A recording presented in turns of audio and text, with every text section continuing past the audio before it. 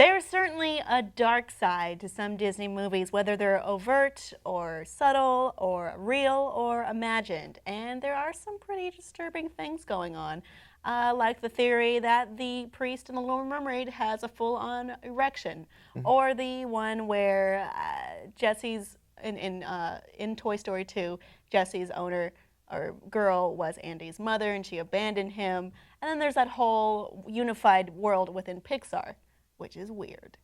But we do have some disturbing fan theories you may or may not have heard about, and some of them seem kind of legit. Do you have a favorite? Yes, I do, and I'm saving that one for last. One theory that is from, I believe, Reddit is that the animals in the Emperor's Groove are all human.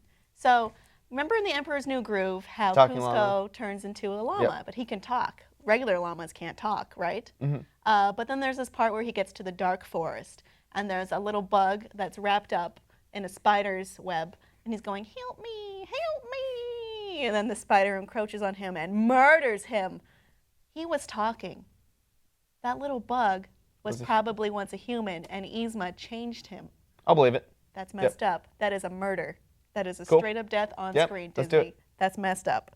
There's another theory that the Beast was frozen in time. So if you look at like the time frames on Beauty and the Beast, the Enchantress freezes him for 10 years. Right. And he's about to turn 21 by the time Belle gets there. And he pops out looking super handsome. Does he though? I think he was actually cuter as the Beast. Really? His face is weird. Well, then we're getting into a different conversation. Yeah. Anyway, it's a different fandom you're pandering to there, Kim. That's another disturbing Disney fan theory. But basically, I mean, did she freeze a 10-year-old or, well, I guess if he's turning 21, yeah, he was 10. 10-year-old boy, or was he someone who was kind of immortal, immune to time? I mean, expecting a grown man to be kind to a stranger is different than a child allowing a stranger in the house. So that theory is that he was frozen in time. He was kind of immune. These people are ageless. It's kind of creepy if you think about it. Our next theory is the Ship of Doom from Frozen. So you may remember in Frozen when the king and queen of Arendelle go out to sea and never come back. So their ship sunk. There are some theories that say, oh, they went to Africa and became Tarzan's parents, but that's not as unsettling as this one, which is that they were going to where Rapunzel was to her wedding, because I think there's also another theory where Anna and Elsa are cousins, or at least related to Rapunzel, and their boat sinks to the bottom of the ocean, and that's the one Little Mermaid swims through in the beginning of her movie. There's like this empty husk that's been there for a while. They are set in roughly the same areas, I think around Scandinavia. Like Europe? Northern Europe. Okay. And it's around there. And there's that theory that Ariel is swimming around Elsa and Anna's parents' corpses, skeletons. Well, they've been eaten by now. My take on this is whatever we can do to make Disney movies as like dark and scary as upsetting possible. as possible. Yeah, as upsetting to young children as possible. I'm all for. Oh, yay. Yep. Well, here's another one, and that is that Dopey is Geppetto. The theory is, if you look at the pictures side by side, they have a very similar dumb look on their face, right?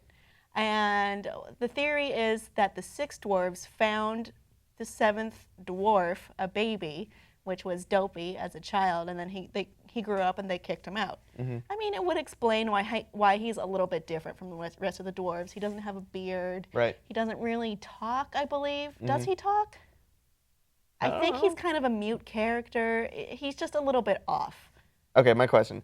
Does that make the story darker? Yes, because it explains all the weird-ass wood cutouts Geppetto has in his shop depicting violent scenes, weird stuff. He's had a messed up life. Cool, then I believe it. I actually don't believe that one. But there is one that I do believe, which is that Peter Pan is the angel of death. Now, Peter Pan, kind of a dick. I mean, yeah. Go on. Oh, he is. So basically, he's this immortal, timeless boy, if you believe that. I call him a creature of the night. And he's haunted by his shadow. He steals, rips away young boys from their families when they're ostensibly infants, maybe young children. Cool.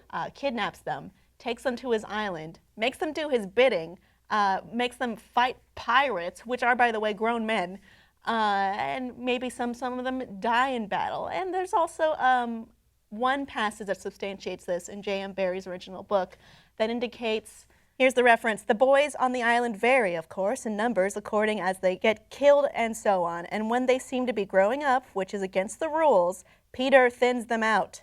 But at this time, there were 6 of them, counting the twins as 2. He's cutting their throats with that little dagger of his. He is abducting and murdering children that he forces to fight in his own personal army. Peter Pan, huge asshole. Does it make the story darker? Yeah. Then I'm in. Because it's dangerous. Yeah, absolutely. It's scary. Absolutely. Fuck shit up, Peter. This creature is going to break into my house through the window Steal at your night, kids. steal my children. Take them to a weird force island them to nation. fight his weird Kill them war, when they get too old. Yeah, I'm into murder that. them. I'm into that. That's messed up. Don't go to sleep at night, kids. Yeah. Lock your window and listen to Nana the dog. That's a messed up story. And that one is the most substantiated, I think, because it does relate to a passage from the base novel that the movie is based on. I mean, all of the other ones are just kind of like weird theories where you can tell like the people who made the movies weren't necessarily thinking about the stuff, like and then retroactively they're like, oh man, yeah, that is similar, isn't it? And they look and they're like, yeah, okay. Yeah, okay. Well, there's that one where like Jasmine is saying like she wants to have sex with Aladdin or something. Yeah. And then there's like that word sex. And good the kitty Lion King take does. off and.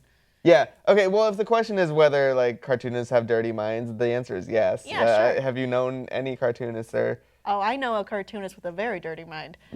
Personal friends. But yeah, it's. I say that lovingly. That's hope. not exactly where I'm going because I don't find the sexual element as disturbing as the ones I talked about. Well, you're not into Priest Boner? I love Priest Boner. Priest Boner is great. That was his knee. Oh, I mean. Or his repressed sexuality. Yeah, go ahead and make fun of Father Boner Priest. In the very visualization credited of a man as Father and woman Boner Priest becoming one. Huh? But I don't think that. I do think those murder things are for real, though.